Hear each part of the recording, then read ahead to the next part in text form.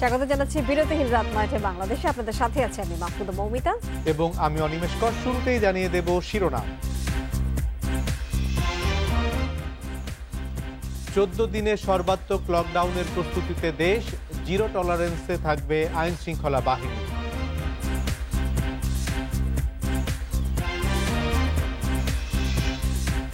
লকডাউনের আগে ঢাকা ছাড়াই টার্মিনাল স্টেশনে ভিড়, ছুটি শেষে ফেরার চাপ বেড়েছে আরো।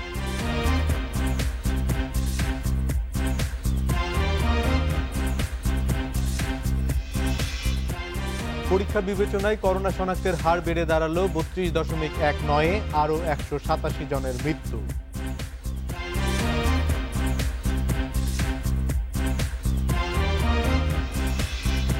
মুনিয়ার আত্মহত্যায় বসুন্ধরা এমডি আনভিরের দোষ পায়নি পুলিশ, আদালতে চূড়ান্ত প্রতিবেদন।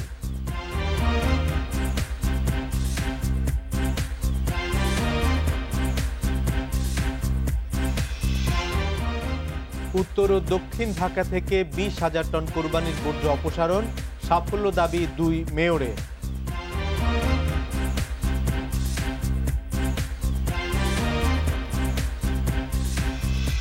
শুনছিলেন শিরোনাম, এবার বিস্তারিত।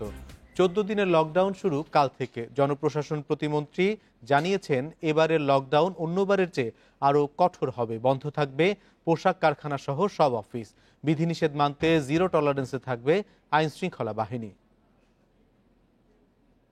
8 দিনের শিথিলতা শেষে 23 জুলাই শুক্রবার ভোর 6টা থেকে 5 আগস্ট দিবাগত রাত 12টা পর্যন্ত কঠোর বিধিনিষেধ বলবৎ থাকবে। তবে এবারের লকডাউন অন্যান্য সময়ের চেয়ে আরও কঠোর হচ্ছে। জনপ্রশাসন প্রতিমন্ত্রী জানান, এবার পোশাক শিল্প সহ রপ্তানিমুখী বিভিন্ন কলকারখানার পাশাপাশি সকল সরকারি ও বেসরকারি অফিস বন্ধ থাকবে। কঠোর বিধিনিষেধ নিশ্চিতে পুলিশ বিজিবির পাশাপাশি মাঠে থাকবে সেনাবাহিনীও। গতবারের চাইতে এবারের এটি একটু কঠোরতর এই জন্য, কারণ গতবার অনেকগুলো কলকারখানা খোলা ছিল এবং সে কারণে হয়তো অনেক মানুষকে আসতে হয়েছে। কিন্তু এবার জরুরি পরিষেবা জড়িত যে কোম্পানি ফ্যাক্টরিগুলো আছে সেগুলো ছাড়া মূলত সবগুলোই এই 14 দিনের জন্য বন্ধ থাকবে। মন্ত্রী জানান, গ্রামাঞ্চলে করোনা ভাইরাসের প্রকোপ ব্যাপক আকার ধারণ করা এবার প্রত্যন্ত এলাকায়ও কঠোর বিধিনিষেধ কার্যকরে প্রশাসনিক ব্যবস্থার পাশাপাশি নেওয়া হয়েছে নানা উদ্যোগ। সরকারের বিভিন্ন অর্গানাইজেশনের কর্মকর্তা, পলিটিক্যাল, তারপরে আমাদের সোসাইটি বেসড, ক্লাব বেসড যে সংগঠনগুলো আছে এবং যারা সমাজের যারা গ্রহণযোগ্য ব্যক্তিরা রয়েছেন, শিক্ষকরা রয়েছেন, তাদেরকে দিয়ে একটা কমিটি তৈরি করে তারা যাতে করে তার পাড়াতে মানুষজনকে বোঝায়, কেউ মাস্ক না পরলে তাকে মাস্ক পরার জন্য সতর্ক করা। খাদ্যপণ্য উৎপাদন ও প্রক্রিয়াকরণের সঙ্গে যুক্ত মিল কারখানা, কোরবানির পশুর চামড়া সংরক্ষণ ও প্রক্রিয়াজাতকরণ এবং ওষুধ, অক্সিজেন ও কোভিড-19 প্রতিরোধে ব্যবহারের জন্য প্রয়োজনীয় দ্রব্য উৎপাদনকারী শিল্প কারখানার কার্যক্রম কঠোর বিধিনিষেধের আওতার বাইরে থাকবে। তবে লকডাউনে চলবে না বাস, ট্রেন, লঞ্চ ও অভ্যন্তরীণ ফ্লাইট। 1 থেকে 14 তারিখের যে ইম্প্যাক্টটি, সেটির কারণে কিন্তু যে আমরা বিধিনিষেধটা দিয়েছিলাম, সেই কারণে কিন্তু এই সংক্রমণটা এক জায়গায় এসে থেমে আছে। Zahidul Bashar, Independent news, Dhaka. লকডাউনের শুক্র শনি বাদে সপ্তাহে 5 দিন সীমিত পরিসরে খোলা থাকবে ব্যাংক এবং আর্থিক প্রতিষ্ঠান। সকাল 10টা থেকে দুপুর 1:30টা পর্যন্ত চলবে লেনদেন। এ সময় স্বাস্থ্যবিধি মেনে চলার পাশাপাশি সীমিত সংখ্যক কর্মী রাখার নির্দেশনাও দিয়েছে বাংলাদেশ ব্যাংক। কঠোর বিধিনিষেধের সময় শেয়ার বাজারে লেনদেনও চলবে। ব্যাংকে লেনদেনের সঙ্গে সমন্বয় করে শেয়ার বাজারে সকাল 10টা থেকে দুপুর 1টা পর্যন্ত লেনদেন হবে।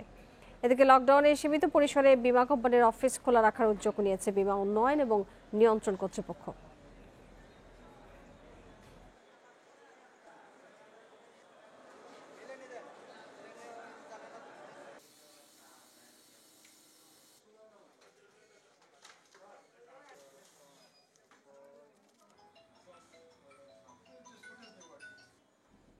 এদিকে লকডাউন শুরুর আগে ঢাকা ছাড়ছেন অনেকেই।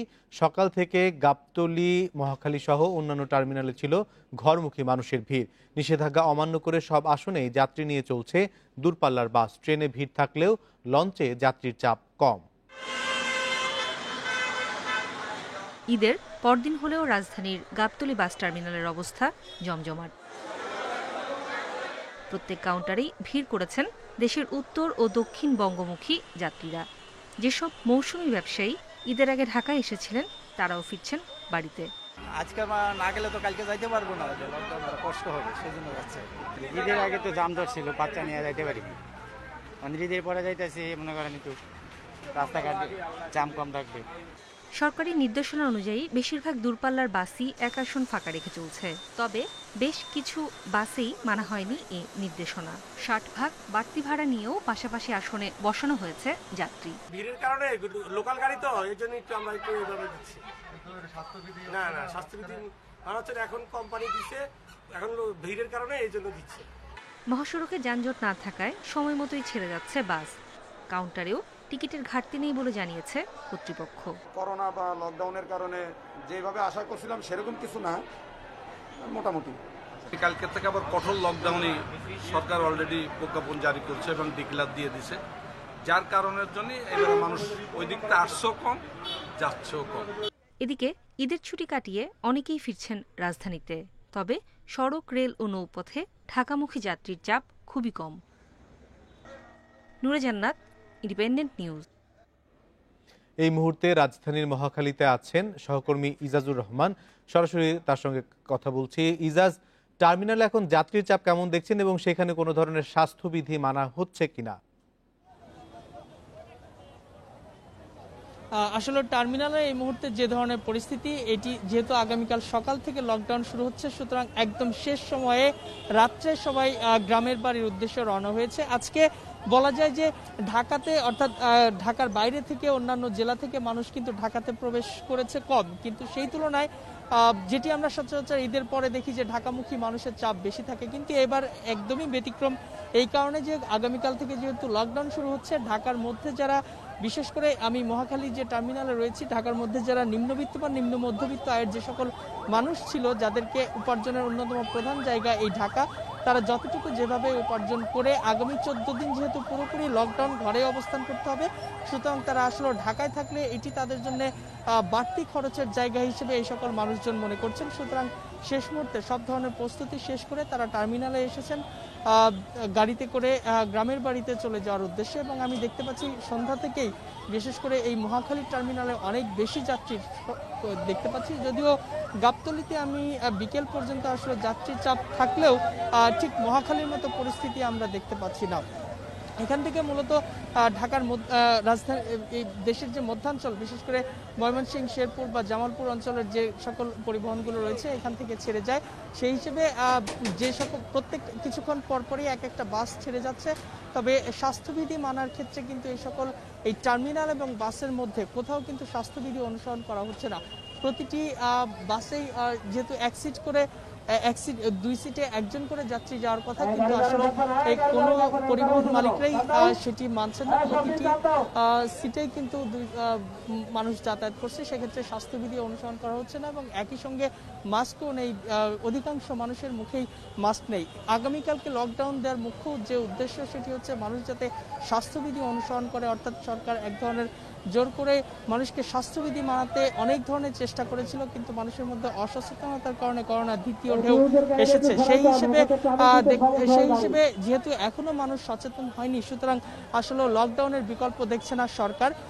তো যে ধরনের পরিস্থিতির মধ্য দিয়ে মানুষ যাচ্ছে, তাতে বলা যায় যে আসলে স্বাস্থ্যবিধি অনুসরণ করা হচ্ছে না, সুতরাং করোনার প্রকোপ আবারও বেড়ে যাওয়ার সম্ভাবনা রয়েছে। ইজাজুর রহমান, আপনাকে অনেক ধন্যবাদ। এদিকে ঈদের ছুটি শেষে অনেকেই ফিরছেন রাজধানীতে। এতে পাটুরিয়া, দৌলতদিয়া এবং শিমুলিয়া বাংলাবাজার নৌ রুটে চাপ বেড়েছে। সকাল থেকে দক্ষিণাঞ্চল থেকে রাজবাড়ির দৌলতদিয়া ঘাটে যানবাহনের চাপ দেখা যায়। বেলা বাড়ার সঙ্গে সঙ্গে তা আরও বাড়তে থাকে। বেশিরভাগ যাত্রী স্বাস্থ্যবিধি না মেনে ফেরিতে পার হচ্ছেন। পাটুরিয়া, দৌলতদিয়া নৌ রুটে ছোট বড় 15টি ফেরি চলাচল করছে। এদিকে শিমুলিয়া বাংলাবাজার রুটে উভয়মুখী যাত্রীদের চাপ রয়েছে। এই রুটে 19টি ফেরি চলাচল করায় ঘাট এলাকায় যানজট কিছুটা কম।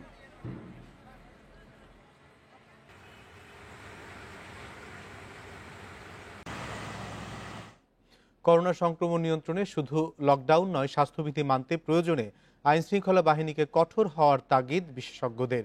নিম্ন আয়ের মানুষের ঘরে থাকা নিশ্চিত করার পাশাপাশি পাড়া মহল্লায় কমিটি করারও পরামর্শ তাদের।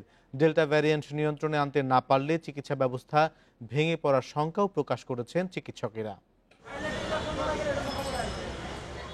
করোনার ডেল্টা ভ্যারিয়েন্ট ছড়িয়ে পড়েছে পুরো দেশে। সংক্রমণের সঙ্গে পাল্লা দিয়ে বেড়েছে মৃত্যুও। কেবল জুলাই মাসের 22 দিনেই মৃত্যু হয়েছে 4179 জনের। আর এর মধ্যে শনাক্ত হয়েছেন 2,26,942 রোগী।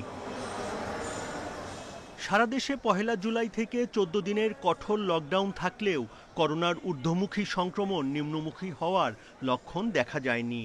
এর কারণ হিসেবে ভাইরাসের শক্তিশালী ভারতীয় ভ্যারিয়েন্টকে দায়ী করছেন বিশেষজ্ঞরা। গ্রামে প্রত্যেকটা বাড়িতে বাড়িতে এটা কিন্তু ছড়িয়ে পড়েছে এবং একজন আক্রান্ত হলে ওই বাড়ির সবাই আক্রান্ত হয়। আগে কিন্তু একজন মাত্র আক্রান্ত হতো এক বাড়ির, তাকে চিকিৎসা দিতে করে অন্যরা ভালো হতো। স্বাস্থ্যবিধি না মানে আবারও যদি আমার মাস্ক ছাড়া বাইরে যায় তাহলে যেভাবে সংক্রমণ বাড়বে তাতে হাসপাতালগুলো চিকিৎসা দেওয়ার সক্ষমতা থাকবে না। তবে এই অবস্থা কাটিয়ে উঠতে ঈদের পরের লকডাউনকে ভালোভাবে কাজে লাগানোর সুযোগ দেখছেন বিশেষজ্ঞরা। মানুষের ঘরে থাকা নিশ্চিত করতে প্রশাসনকে কঠোর হওয়ার পরামর্শ তাদের। কাউকে একত্রিত হতে দেওয়া যাবে না, মাস্ক ছাড়া বাইরে যেতে দেওয়া হবে না। আইন শৃঙ্খলা রক্ষা বাহিনীকে আমি মনে করি আগামী 14 দিন আরও কঠোর হতে হবে। কঠোর থেকে কঠোরতর হলে জরিমানা বৃদ্ধি করে জেল জরিমানা করলেই আমরা এটাকে সফল করতে পারবো। সাথে সরকার এবং বিরোধী দল যারা যেখানে আছেন সবাই যেন লকডাউনের ক্ষতিগ্রস্ত দিন আনার দিন খাওয়া ব্যক্তিদেরকে খাবারের ব্যবস্থাটা করেন, এদিকে খেয়াল রাখেন। স্বাস্থ্যবিধি নিশ্চিতের পাশাপাশি সংক্রমণ নিয়ন্ত্রণে আনতে জেলা উপজেলা পর্যায়ে পরীক্ষা বাড়ানোর ওপরও জোর দিয়ে আসছেন জনস্বাস্থ্যবিদেরা। Buddhadeb Kundu, independent news, Dhaka. দেশে করোনা রোগী শনাক্তের হার এবং মৃত্যু আবার বেড়েছে। মারা গেছেন আরও 187 জন। 11,486 নমুনা পরীক্ষায় করোনা শনাক্ত হয়েছে 3,697 জনের। পরীক্ষা বিবেচনায় শনাক্তের হার 32.19%। দেশে 639টি ল্যাবে গত 24 ঘন্টায় 11,486 নমুনা পরীক্ষায় করোনা শনাক্ত হয়েছে 3,697 জনের। শনাক্তের হার 32.19%। আগের দিন 24,979 নমুনা পরীক্ষায় শনাক্তের হার ছিল 30.48। মৃত্যু হয়েছে আরও 187 জনের। এর মধ্যে পুরুষ 117 এবং নারী 70 জন। সবচেয়ে বেশি মারা গেছেন ঢাকা বিভাগে 75 জন, সবচেয়ে কম মৃত্যু সিলেটে 4 জন। এ নিয়ে মোট প্রাণহানি দাঁড়ালো 18,685 জনে। স্বাস্থ্য অধিদপ্তরের দেয়া তথ্যে দেশে এখন মোট করোনা আক্রান্তের সংখ্যা 11,40,200। চিকিৎসকেরা বলছেন সংক্রমণ মৃত্যু রোধে যত দ্রুত সম্ভব টিকা দিতে হবে। এখনো বৈশ্বিকভাবে এই মুহূর্তে আমরা বলতে পারি যে টিকা হচ্ছে এখন করোনার বিরুদ্ধে সবচেয়ে প্রধান অস্ত্র।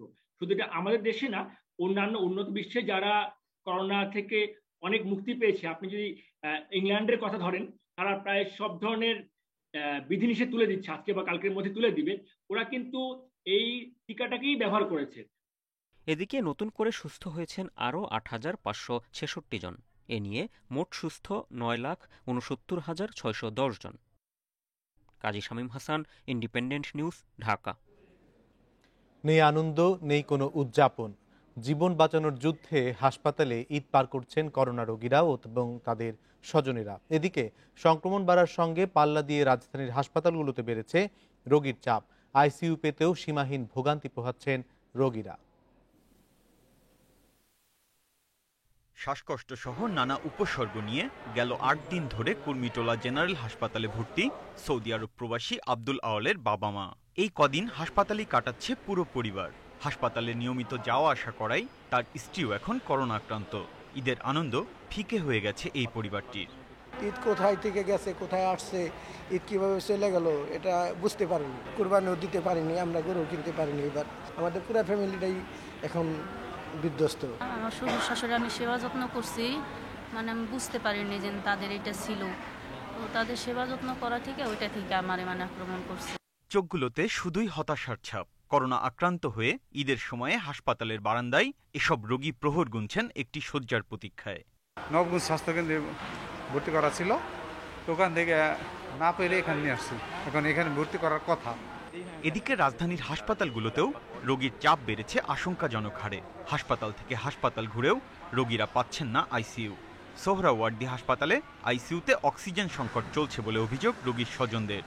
মানে আমার মা ভর্তি হইলো আপনার আইসিইউতে আর কি, ওদের অক্সিজেনটা বন্ধ হয়ে গেছে। এখন ওরা অল্টারনেটিভ একটা সাপোর্টে অক্সিজেনটা চলতেছে আর কি। বলছে 1 ঘন্টা সময় দিচ্ছি, এর মধ্যে আপনারা রুগী নিয়ে যান, আমাদের 1 ঘন্টা পরে সাপোর্ট দিতে পারবো। সংক্রমণের এই ঊর্ধ্বগতি অব্যাহত থাকলে সামনের দিনগুলোতে অক্সিজেন সংকট তৈরি হতে পারে বলে মনে করছে হাসপাতাল কর্তৃপক্ষ। প্রতিটা বেডে এখন হিউজ অক্সিজেন ইউটিলাইজ হচ্ছে, সেই হিসাবে মাঝে মাঝে শাটডাউন হতে পারে টেম্পোরারি, কিন্তু তারপর আমাদের পর্যাপ্ত পরিমাণ প্রিকশন নেওয়া আছে। আজকের ঘটনা এরকম হয়েছে আমার নলেজে আসেনি এখনো। গত সপ্তাহে একটা হয়েছিল, তড়িৎ গতিতে আমরা সেই ব্যবস্থা নেওয়া হয়েছিল এবং আমাদের রিফিল করা হয়েছে সেন্ট্রাল অক্সিজেন সিলিন্ডার যেটা, এটা আবার রিফিল করা হয়েছে। কোন হাসপাতালে কতটি শয্যা ফাঁকা আছে এর সঠিক তথ্য জানেন না অধিকাংশ রোগীর স্বজন। সংকট নিরসনে ওয়েবসাইটের মাধ্যমে শয্যার হালনাগাদ পরিসংখ্যান তুলে ধরার আহ্বান চিকিৎসকদের। Biprajit Chanda, Independent news, Dhaka.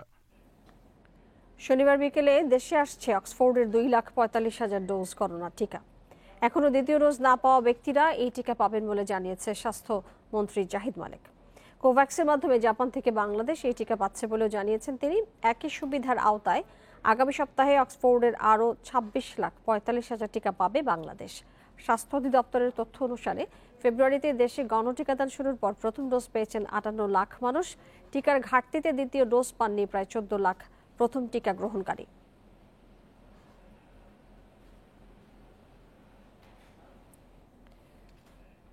Meunière আত্মহত্যা প্ররোচনা মামলায় বসুন্ধরা গ্রুপের এমডি সায়েম সুবহান আনভীরকে অব্যাহতি দিয়ে আদালতে চূড়ান্ত প্রতিবেদন জমা দিয়েছে পুলিশ। গেল 19 জুলাই মুখ্য মহানগর হাকিম আদালতে পুলিশ এই প্রতিবেদন জমা দেয়। পরে মুখ্য মহানগর হাকিম এ মামলার শুনানির জন্য 29 জুলাই দিন ধার্য করেন। গত 26 এপ্রিল সন্ধ্যায় গুলশানের একটি ফ্ল্যাট থেকে মোসাররত জাহান মুনিয়ার মরদেহ উদ্ধার করে পুলিশ। পরে দিবাগত রাতে আনভীরের বিরুদ্ধে গুলশান থানায় আত্মহত্যায় প্ররোচনার মামলা করেন মুনিয়ার বড় বোন নুসরাত জাহান। এরপর বসুন্ধরা গ্রুপের ব্যবস্থাপনা পরিচালকের বিদেশ যাত্রার উপর নিষেধাজ্ঞা দেয় আদালত।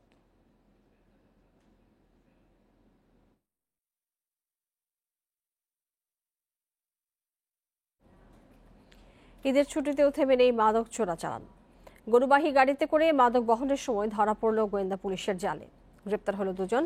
ডিবি জানিয়েছে, কোরবানির ঈদে গরুবাহী গাড়ি আইন শৃঙ্খলা রক্ষাকারী বাহিনীর নজরদারির বাইরে থাকায় এটিকে মাদকের বাহন হিসেবে ব্যবহার করেছে ব্যবসায়ীরা। ঈদের পরদিন সকালে ঢাকা অনেকটাই ফাঁকা। এ সুযোগে হাটে গরু পরিবহনে ব্যবহৃত পিকআপে মাদক আসছিল ঢাকায়। এমন তথ্যে গোয়েন্দা গুলশান বিভাগ অবস্থান নিল রাজধানীর হেয়ার রোডে। কয়েক ঘন্টা পর দেখা মিলল সেই পিকআপের। গাড়ি দিয়ে আগেই রাস্তা ব্যারিকেড দেয়া হয়, দাঁড়াতে বলা হয় পিকআপকে। দেখে বোঝা যাচ্ছে কোরবানির গরু বহন হয়েছে এটিতে। জিজ্ঞাসাবাদে প্রথমে মিলছিল না মাদক। এক পর্যায়ে চালক স্বীকার করে নিল মাদকের কথা। গাড়ির পেছনে নম্বর প্লেট, সেটিতে বিশেষ তালা। তালা খুলতেই বের হলো বিশেষ চেম্বার। পুরো পিকআপ জুড়েই এই চেম্বারের পরিধি। এটি আবার দুই ভাগে বিভক্ত। প্রথম চেম্বার থেকে বের হলো কিছু গাঁজার প্যাকেট। এরপর দ্বিতীয় চেম্বার, এটিতে দড়ি দিয়ে বেঁধে রাখা হয়েছে গাঁজার প্যাকেট। দড়ি টানতেই একে একে বের হতে শুরু করলো গাঁজা। এখানেই শেষ নয়, সিটের পেছনে বিশেষভাবেও রাখা হয়েছে আরো কিছু প্যাকেট। গরু টিপ মারছি, গরু বানাইছি কুমিল্লা। এক লোকে বানাই দিলে পরে আমরা আমাকে লইয়া যায়, নিলে থেকে রাত্রে আমাকে মাল বোঝা দেয়। আমরা সকালবেলা নিয়ে আসি মাল দিতে বগুড়া। গোয়েন্দারা জানাচ্ছে, পাচারকারীরা গরু বহন করে হাটে পৌঁছে দিয়ে ফেরার পথে ব্রাহ্মণবাড়িয়া সীমান্তবর্তী এলাকা থেকে গাঁজার চালান গাড়িতে করে ঢাকা সহ দেশের বিভিন্ন এলাকায় নিয়ে যাচ্ছিল। গাঁজাগুলো ভারত থেকে দেশে ঢুকেছে। যাত্রীবাহী বাস অথবা অন্যান্য পরিবহনকে স্মুথলি চলে যাওয়ার জন্য ব্যবস্থা করে থাকবে, তারা খুব একটা সন্দেহ করবে না। এই সুযোগটাকে কাজে লাগিয়ে তারা গরুর বহনকারী ট্রাকে করে যেখানে খড়, কোটা, কাঠ ইত্যাদি ছিল, তার নিচে বিশেষ কায়দায় প্রায় 50 কেজি গাঁজা, যার মূল্য কয়েক লক্ষ টাকা। মাদকের চালানটি বগুড়া যাদের কাছে যাচ্ছিল এবং ব্রাহ্মণবাড়িয়ায় যাদের কাছ থেকে কেনা হয়েছে তাদের গ্রেপ্তারে অভিযান চালাচ্ছে DB. Masudur Rahman, independent news, Dhaka. এবারের ঈদে কোরবানির বর্জ্য অপসারণের সাফল্য দাবি করেছে ঢাকা উত্তর ও দক্ষিণ সিটি কর্পোরেশন। নির্ধারিত সময়ে 20,000 টন বর্জ্য সরিয়ে নেওয়ার কথা জানিয়েছেন দুই মেয়র। পরে লকডাউনে কোরবানি না দেওয়ার আহ্বান মেয়র তাপসের। আর আতিক জানিয়েছেন, বর্জ্য ব্যবস্থাপনায় প্রথম হয়েছে উত্তরের 31 নম্বর ওয়ার্ড। সিটি কর্পোরেশনের এই কর্মযজ্ঞ শুরু বুধবার। লক্ষ্য বৃহস্পতিবার দুপুর 2টার মধ্যে কোরবানির বর্জ্য সরিয়ে নেওয়া। তাই চলছে 24 ঘন্টার বিরামহীন শ্রম। এবারের ঈদে উত্তর ঢাকায় প্রায় 12,000 আর দক্ষিণ ঢাকায় 8,000 টন বর্জ্য অপসারণ হয়েছে। 2 সিটি কর্পোরেশনের এই কর্মযজ্ঞে সন্তুষ্ট নগরবাসীও। প্যাকেট করে আলাদা রাস্তার সাইডে রাখছিলাম, নিয়ে গেছে, ক্লিয়ার হয়ে গেছে। এখন ময়লা আবর্জনা ছিল সবাই নিয়ে গেছে। গ্যাস আবার তো অনেক ময়লা ছিল, এবার কোনো ময়লা নাই, সব পরিষ্কার হয়েছে। সংবাদ সম্মেলনে দক্ষিণ ঢাকার মেয়র জানান, বেঁধে দেওয়া সময়ের মধ্যেই বর্জ্য সরানো হয়েছে। দ্বিতীয় দিনের কোরবানির বর্জ্যও মধ্যরাতের পর থাকবে না, আর শর্তভঙ্গ করা ইজারাদারদের বিরুদ্ধে নেওয়া হবে ব্যবস্থা। 30 ভাগ পশু কিন্তু কোরবানি দ্বিতীয় দিনে দেওয়া হয়, তো এটার আমাদের রাত 12টা পর্যন্ত সময় লাগতে পারে। তারা কিন্তু ক্লান্তিহীন কাজ করে চলেছে, বিশ্রামহীন কাজ করে চলেছে। এর জন্যই আমি নিবেদন করেছি ঢাকাবাসীর কাছে যে আজকের মধ্যে আপনারা কোরবানিটা সম্পন্ন করবেন, আগামীকালের জন্য কিছু রাখবেন না, কারণ আমাদের জনবলদেরকে কিন্তু বিশ্রাম দিতে হবে। উত্তর ঢাকার মেয়রও জানিয়েছেন, বুধবার মধ্যরাতের মধ্যে সব বর্জ্য অপসারণের কথা। রাত 12টার ভিতরে আমরা টোটালি আমাদের 54টা ওয়ার্ডকে আমরা পরিষ্কার পরিচ্ছন্ন করতে পেরেছি। এই জন্য করতালির মাধ্যমে আমি নগরবাসীকে এবং আমরা ধন্যবাদ জানাই আমাদের সকল শ্রমিক ভাই বোনদেরকে যারা এই কাজটা করেছেন। অত্যন্ত দুরূহ কাজ। এ সময় মেয়র আতিকুল ইসলাম জানান, এবারের কোরবানির বর্জ্য ব্যবস্থাপনায় সেরা হয়েছে 5টি ওয়ার্ড, এর মধ্যে প্রথম স্থান 31 নম্বর ওয়ার্ডের। বন ইবনে কামাল, ইন্ডিপেন্ডেন্ট নিউজ, ঢাকা। সংবাদের এই পর্যায়ে থাকছে খেলার খবর। খেলার খবর শুরুতেই শিরোনাম। ১৭তম টি-20তে ফেভারিটের মতো জিতল বাংলাদেশ। নাঈম সৌম্যের রেকর্ড জুটিতে 8 উইকেটের জয়।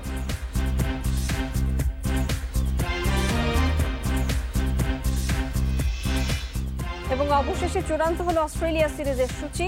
করোনা পজিটিভ হলেও বিশেষ ব্যবস্থায় খেলা চালাবে বিসিবি।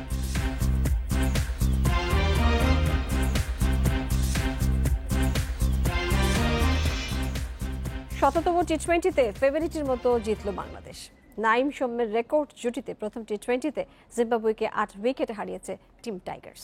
হারারেতে 153 রানের টার্গেটে শুরুতে সাবধানে 2 টাইগার ওপেনার সেট হয়ে 50 তুলে নেন সৌম্য। 50 করে ফেরেন রান আউটে কাটা পড়ে। 40 বলে 50-র পর 63 রানে অপরাজিত থাকেন নাঈম। 15 করে অধিনায়ক মাহমুদুল্লাহ রিয়াদ আউট হলেও ম্যাচ শেষ করে ফেরেন নুরুল হাসান সোহান। এর আগে মাধেভেরে এবং মারুমানির উদ্বোধনী জুটিতে আসে 10 রান। মুস্তাফিজের কাটারে 7 করে ফেরেন মারুমানি। এরপর ইনফর্ম রেজিস চাকাভাকে সাথে নিয়ে 64 রানের জুটি গড়েন মাধেভেরে। 23 করে সাকিবের বলে আউট হন মাধেভেরে। 43 করে রান আউটে কাটা পড়েন চাকাভা। এরপর ছোট ছোট জুটিতে লড়াইয়ের পুঁজি পায় স্বাগতিকরা। 31 রানে 3 উইকেট নেন মুস্তাফিজ, 2টি করে উইকেট সাইফুদ্দিন এবং শরীফুলের।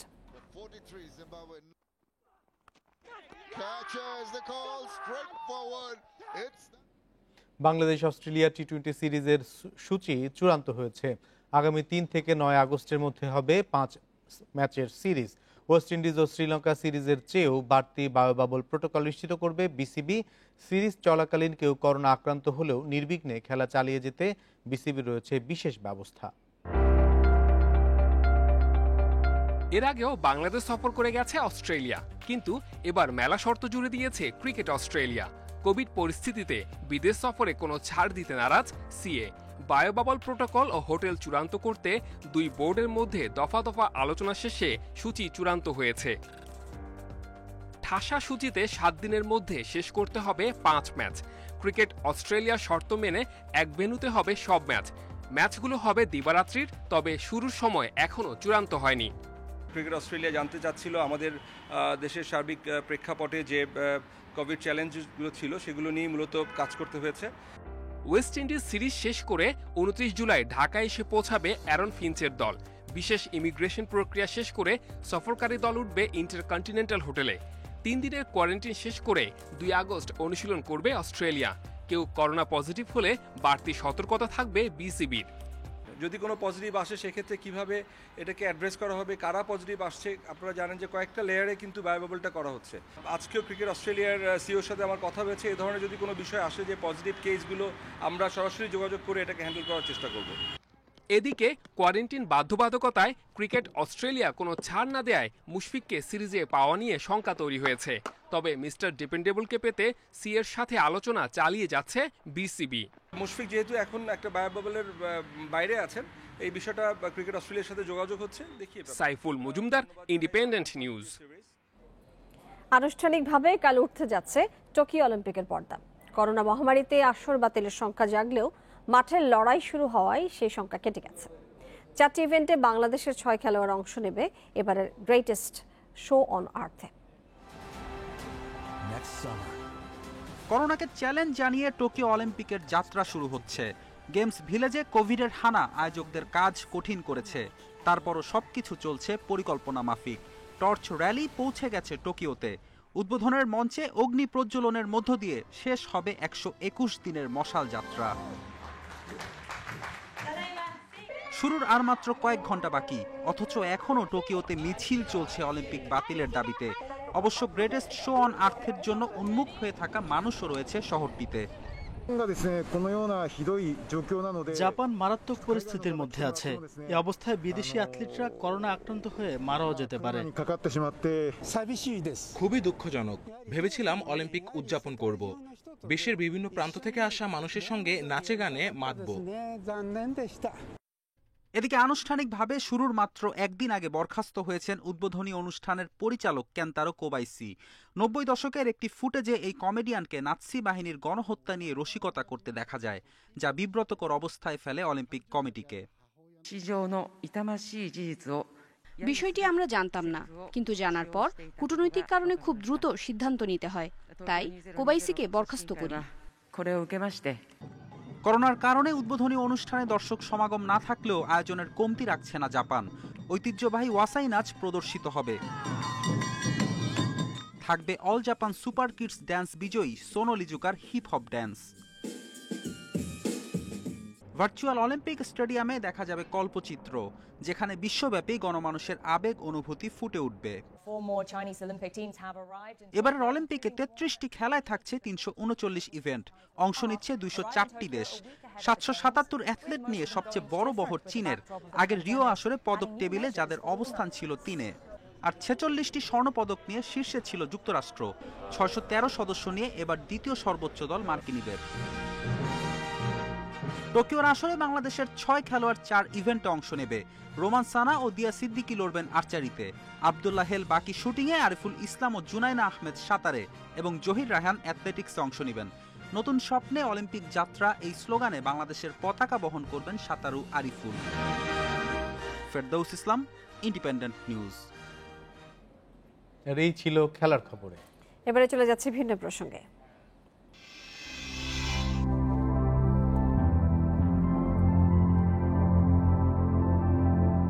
প্রশান্ত মহাসাগরের গভীরে সামুদ্রিক প্রাণী চলাচলের 700 কিলোমিটারের সুপার হাইওয়ের সন্ধান পেয়েছেন গবেষকরা।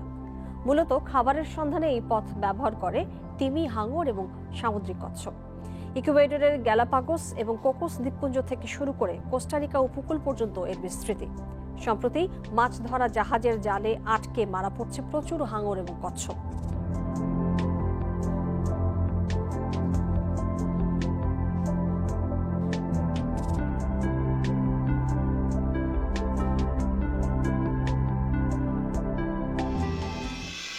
আর এই নিয়ে প্রতিবেদন থাকছে সংবাদের শেষ অংশে। চলে যাচ্ছে পরের খবরে।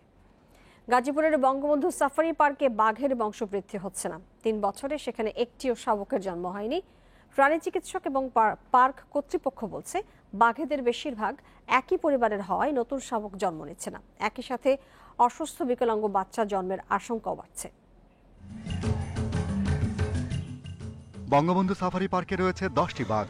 8 বছর আগে আফ্রিকা থেকে আনা এক জোড়া বাঘের ঘরে এই সময়ের মধ্যে জন্মেছে 7টি শাবক। সবশেষ 2018-তে এক জোড়া শাবক জন্ম নেয়, যার একটি আবার সাদা অ্যালবিনো। এরপর গত 3 বছরে আর একটি শাবকেরও জন্ম হয়নি। পার্ক কর্তৃপক্ষ বলছে, আফ্রিকান সাফারিতে এখন 5টি পুরুষ বাঘ আছে। তারা সবাই একই পরিবারের সদস্য। যে বাঘগুলো আগে ছিল, ওই বাঘের বাচ্চাই তো এখন আমার এখন যেহেতু 10টা বাঘ, ওই বাঘের বাচ্চা থেকে বাচ্চা। তো ইনব্রিডিং এটা একটা বিষয় হতে পারে, যে কারণে হয়তো ওটা ওইভাবে হচ্ছে না, কনসেপ্ট করছে না, অথবা রেজাল্ট ভালো পাওয়া যাচ্ছে না। প্রাণী চিকিৎসক বলছেন, একই পরিবারের সদস্যদের মধ্যে প্রজনন ফল ভালো হয় না। এসব ক্ষেত্রে বিকলাঙ্গ ও অ্যালবিনো শাবক জন্মের ঝুঁকি বেড়ে যায়। প্রতি 2-3 বছর পরপর যদি মেল ফিমেল দুটো করে বিভিন্ন দেশ থেকে আনা যায় এবং এনে এদের মধ্যে প্রজনন ঘটানো সম্ভব হয়, তাহলে একটা হইতে পারে। আর দ্বিতীয় হইতে পারে, আমাদের বাংলাদেশে যে সমস্ত চিড়িয়াখানাগুলো আছে বা সাফারি আছে, সেইখানে যে বাঘগুলো আছে তাদের ভিতরে এক্সচেঞ্জ করা যেতে পারে। সংকট সমাধানে এগিয়ে আসতে চায় মিরপুর জাতীয় চিড়িয়াখানা কর্তৃপক্ষ। মৎস্য প্রাণী সম্পদ এবং বন পরিবেশ মন্ত্রণালয় রাজি হলে তাদের কাছে থাকা পুরুষ বাঘ বিনিময় করতে রাজি মিরপুর চিড়িয়াখানা। কোন কোন অ্যানিমেল আমরা অন্যান্য চিড়িয়াখানার সঙ্গে, সেটা দেশের অভ্যন্তরেও হতে পারে, বহির্বিশ্বের যে কোনো চিড়িয়াখানার সঙ্গেও যে বিনিময় আমরা করতে পারি কিনা একটা সাজেশন আমরা তৈরি করে, একটা পরামর্শ বা সুপারিশমালা তৈরি করে আমরা মন্ত্রণালয়ে আমরা অতি সম্প্রতি এটা আমরা পেশ করব। শুধু বাঘ না, বঙ্গবন্ধু সাফারি পার্কে জিরাফের ঘরেও আসছে না নতুন অতিথি। সেখানে এখন 3টি নারী জিরাফ আছে। পুরুষ সঙ্গী আনা হলে আফ্রিকান জিরাফের প্রজন্ম মিলতে পারে বলে ধারণা গবেষকদের। Shahriar Anirban, independent news, Dhaka. সারা দেশে এখন পর্যন্ত মোট কোরবানি হয়েছে ৭৭,৫২,১২৪টি পশু। বৃহস্পতিবার মৎস্য ও প্রাণী সম্পদ মন্ত্রী সম রেজাউল করিম এ তথ্য নিশ্চিত করেছেন। এ সময় তিনি আরও জানান, প্রাণী সম্পদ অধিদপ্তরের হিসাবে বৃহস্পতিবার বিকেল পর্যন্ত এ তথ্য পাওয়া গেছে। এর মধ্যে গরু ও মহিষ কোরবানি হয়েছে ৪৬,৬৪,৬২৩টি, ভেড়া ও ছাগল কোরবানি হয়েছে ৩০,৮৭,৫০১টি। তবে ঈদের পরে দুদিন পর্যন্ত অনেক জায়গায় কোরবানি হওয়ায় এ সংখ্যা আরও বাড়বে। এ নিয়ে সোমবার আনুষ্ঠানিকভাবে জানানো হবে বলেও জানান প্রাণী সম্পদ মন্ত্রী।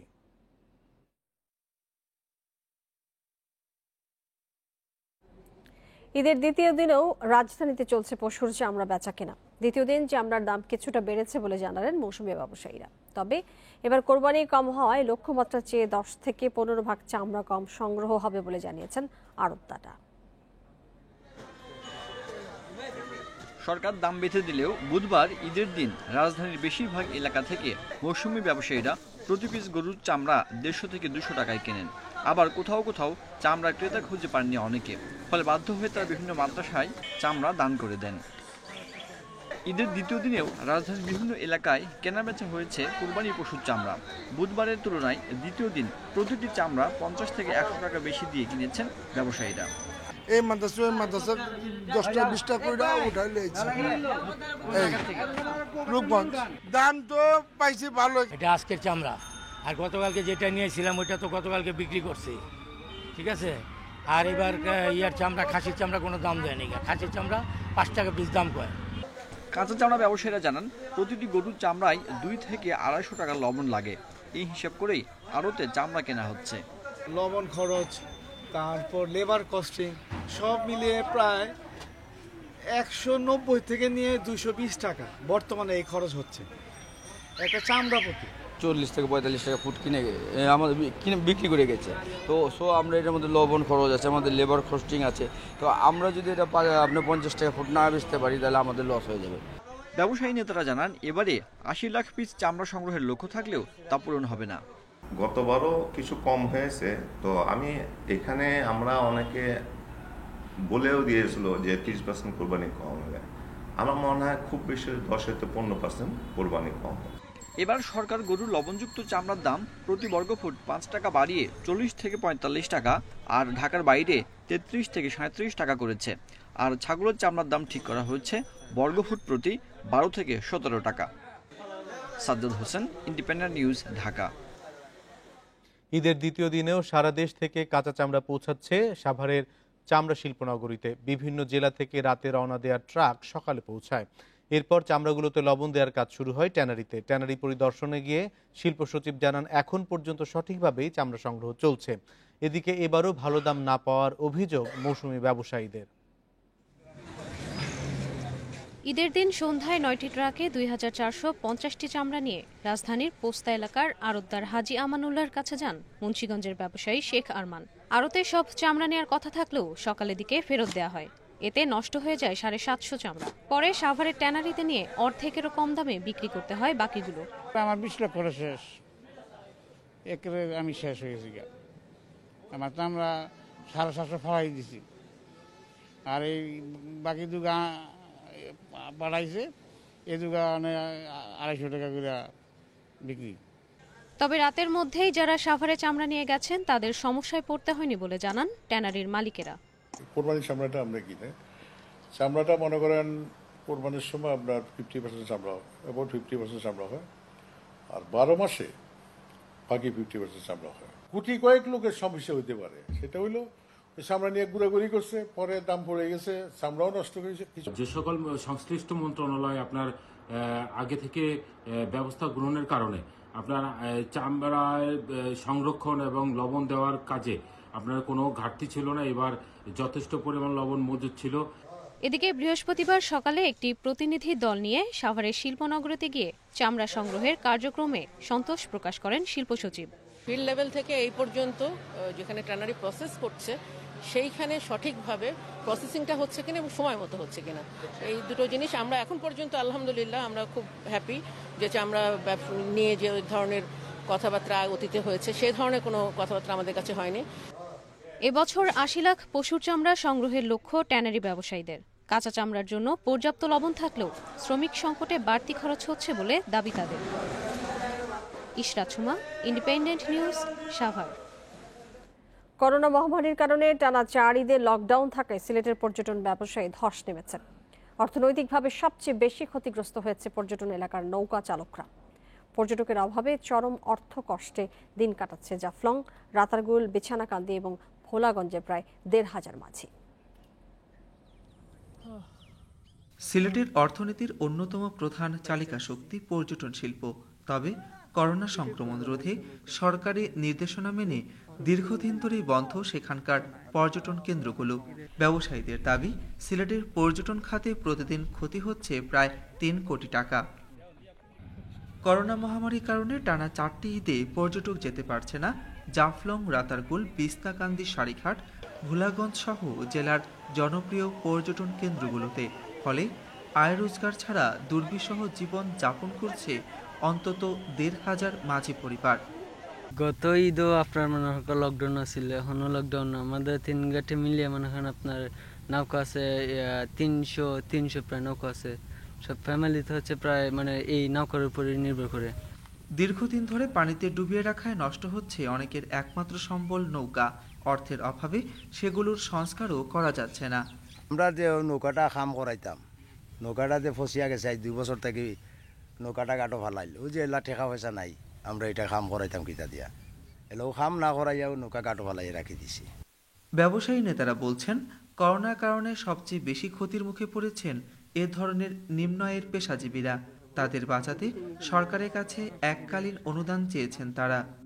অনেকগুলো মানুষ আসলে মানুষ সম্পৃক্ত, এদেরকে আসলে সিলেট চেম্বারের পক্ষ থেকে মানে সাহায্য করাটা বেশ দুষ্কর। এরাও কিন্তু আসলে ব্যবসায়ী, যারা নৌকা পরিচালনা করেন তারাও কিন্তু ব্যবসায়ী। তাদের জন্য আলাদা করে থোক বরাদ্দ করে এইসব মানুষগুলোকে যেন অনুদান প্রদান করা হয়। সিলেটের পর্যটন খাতের আর্থিক ক্ষতি পুষিয়ে নিতে এ শিল্পের সাথে যুক্ত নিম্ন আয়ের পেশাজীবীদের রক্ষায় কার্যকর পদক্ষেপ নেওয়ার আহ্বান পর্যটন সংশ্লিষ্টদের। মাধব কর্মকার, ইন্ডিপেন্ডেন্ট নিউজ, সিলেট। মুন্সিগঞ্জের গজারিয়ায় নিয়ন্ত্রণ হারিয়ে প্রাইভেট কার খাদে পড়ে 2 নারী সহ 3 জনের মৃত্যু হয়েছে। সকালে ঢাকা চট্টগ্রাম মহাসড়কের ভবেরচরের আনারপুর এলাকায় এই দুর্ঘটনা ঘটে। পুলিশ জানিয়েছে, কুমিল্লা থেকে ঢাকায় যাচ্ছিল প্রাইভেট কারটি। এ সময় মহাসড়কে নিয়ন্ত্রণ হারিয়ে খাদে পড়ে গেলে ঘটনাস্থলেই 3 জনের মৃত্যু হয়। পরে ফায়ার সার্ভিসের কর্মীরা মরদেহগুলো উদ্ধার করে উপজেলা স্বাস্থ্য কমপ্লেক্সের মর্গে পাঠান। নিহতদের পরিচয় জানা যায়নি।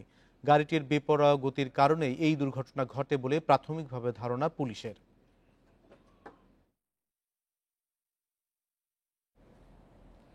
লিবিয়া থেকে ইতালি যাওয়ার পথে ভূমধ্যসাগরে নৌকাডুবিতে অন্তত 17 বাংলাদেশের মৃত্যু হয়েছে। তারা সবাই অভিবাসন প্রত্যাশী ছিলেন বলে ধারণা করা হচ্ছে। বুধবার লিবিয়ার রেড ক্রিসেন্ট তাদেরকে উদ্ধার করে। এই ঘটনায় আরও 380 জন অভিবাসন প্রত্যাশীকে জীবিত উদ্ধার করা হয়েছে বলে জানিয়েছেন রেড ক্রিসেন্ট কর্মকর্তারা। তারা জানিয়েছেন, লিবিয়ার জুয়ারা উপকূল থেকে রওনা দেওয়া নৌকাটিতে সিরিয়া, মিশর, সুদান, ইরিত্রিয়া, মালি এবং বাংলাদেশি অভিবাসন প্রত্যাশীরা ছিলেন। নিহতদের নাম পরিচয় এখনও জানা যায়নি। গত কয়েক বছরে ভূমধ্যসাগর দিয়ে লিবিয়া থেকে ইউরোপে যেতে চাওয়া অভিবাসন প্রত্যাশীদের নৌকাডুবিতে মৃত্যুর সংখ্যা বেড়েই চলেছে।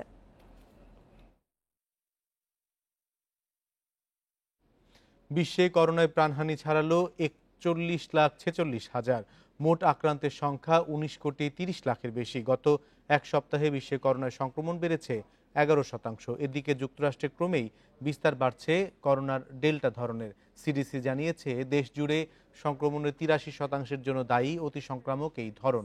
দেশটিতে এক সপ্তাহে করোনায় প্রাণহানি 4% কমলেও 55% বেড়েছে সংক্রমণের হার। আগস্ট মাসের দিকে করোনার ডেল্টা ভ্যারিয়েন্ট আরও শক্তিশালী হয়ে উঠতে পারে বলে সতর্ক করেছে বিশ্ব স্বাস্থ্য সংস্থা।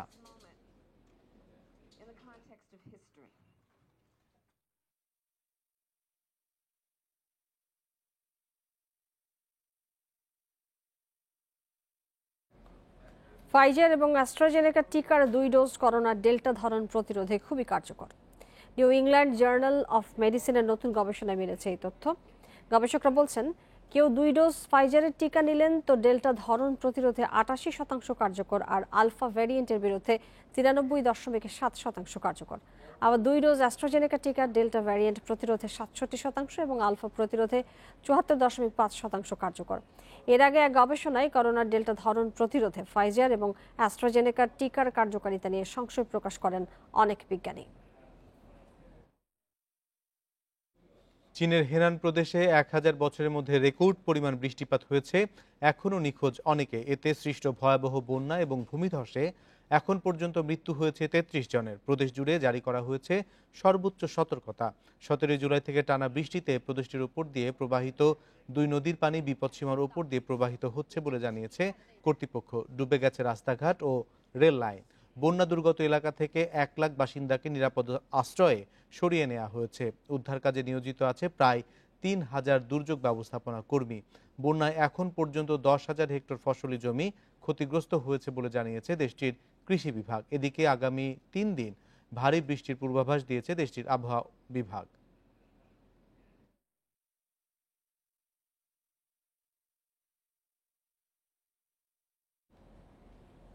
সন্ধান মিলেছে হাঙ্গরের সুপার হাইওয়ের। প্রশান্ত মহাসাগরের গভীরে 700 কিলোমিটার বিস্তৃত এক সুপার হাইওয়ে আবিষ্কার করেছেন বিজ্ঞানীরা। মূলত খাবারের সন্ধানে এই পথ ব্যবহার করে থাকে সামুদ্রিক নানা প্রাণী।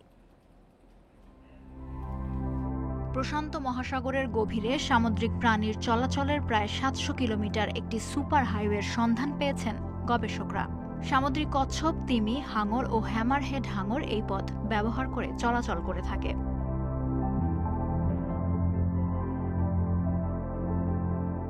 ইকুয়েডরের গ্যালাপাগোস দ্বীপপুঞ্জ এবং কোকোস দ্বীপপুঞ্জের সামুদ্রিক জলাধার থেকে শুরু করে এই পথ কোস্টারিকা উপকূল পর্যন্ত বিস্তৃত। সিএনএনের প্রতিবেদন বলছে, বিশেষজ্ঞরা সামুদ্রিক প্রাণীর চলাচলের এই সুপার হাইওয়ে সাগরের জীবের জন্য গুরুত্বপূর্ণ। সামুদ্রিক এই পথ ধরে কচ্ছপ ও হাঙর যাতায়াত করার সময় বাসা তৈরি বা খাবারের খোঁজ করে থাকে।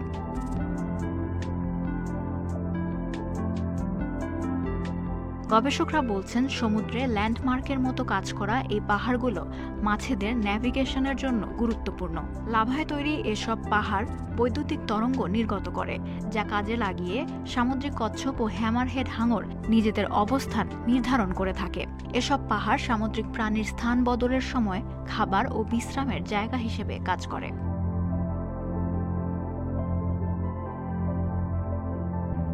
তবে এই পথ বিপজ্জনকও বটে। 2 প্রান্তেই সামুদ্রিক জলাধার থাকলেও বাকি পথটা সামুদ্রিক এসব প্রাণীর জন্য বিপদও ডেকে আনে। মাছ ধরার জাহাজগুলো এ পথে চলাচল করে। বিপন্ন অনেক পরিযায়ী সামুদ্রিক প্রাণী, কচ্ছপ ও বিভিন্ন ধরনের হাঙর এই পথে চলাচলের সময় জালে আটকা পড়ে মারা যাচ্ছে। আবার চলে হাঙরের অবৈধ শিকার।